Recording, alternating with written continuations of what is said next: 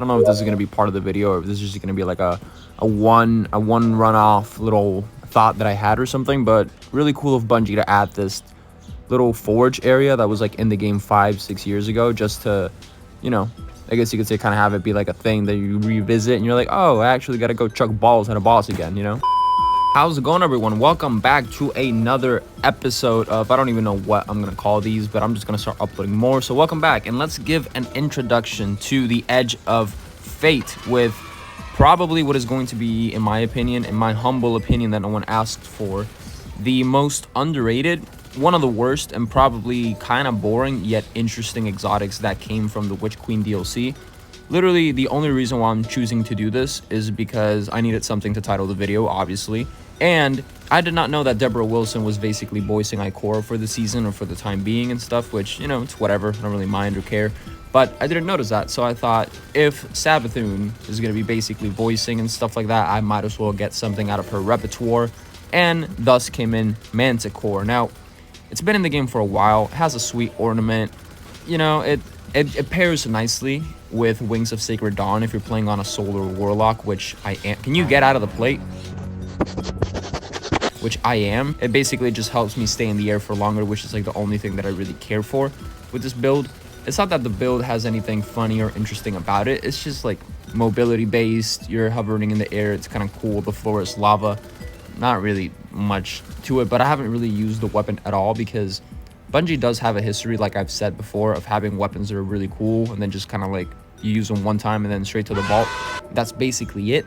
I'm not saying that this is the case, but it does fire, you know, decently fast, decent amount of damage, good range, not that much recoil. It looks amazing. It's kind of cool.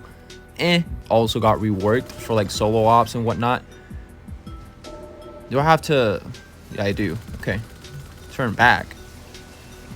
Yeah, that's like the one gripe that I will say I have with this thing. Like, it basically just keeps you hovering for too long, which boohoo, right? But whatever. So let's just continue to get these out of the way. Okay, 11 of them. Where are the other ones at? This thing literally does nothing. Does nothing at this distance, dude. What the fuck? The hell are you going, dude? Look at him.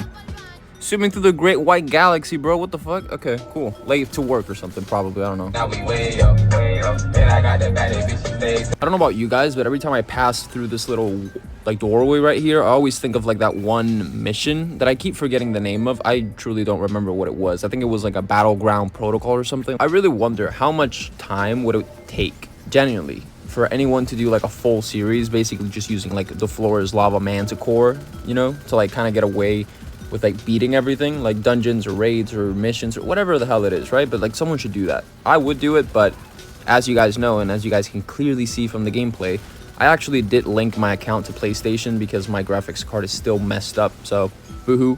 So if you see that and it's on PS graphics or whatever, don't question it. Boom! There we go. Rest in peace. There goes the clunker. Anyway, let's get the loot. I will say the new, because I've been playing a little bit, the new method of how you get loot and like the modifiers and the activities and the boons, all that type of stuff is kind of cool, but it's a little, you know, whatever to kind of understand. I do like that we are like light level 0 basically, because from the damage numbers to a lot of other stuff, it was kind of confusing. Because if not, I'm probably gonna find it eventually. You all right? Or maybe it is that. Oh, dude, what the f is this? I got hit with the Mario Kart ink. Look at this. When you're in first place and you get hit by a squid. Is this a thing from like the trailers and stuff? Do I get to turn into the the crackdown ball? I am. I am now energy. Call Oppenheimer, dude. Look at this.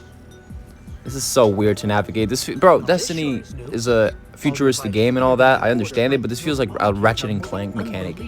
Like, I got done. That was actually the first trophy I got for PS, actually. So I'm kind of like an expert in saying this shit, but this actually feels like a Ratchet and Clank level because, like, what am I even doing, dude? Like, this thing has a timer too. Where do I go? Am I dumb? Do I actually just like leave the way? Dude, I just leave the way I came. I'm so dumb. Right, sweet. Look at that. No, I don't want to purchase. Leave me alone for the time being. Anyway, so here, goddamn. Hi, how you doing? Holy rewards. Okay then. Well, I'm gonna wrap it up here because I really want to keep this video short. And yeah, let's see. What else do we got?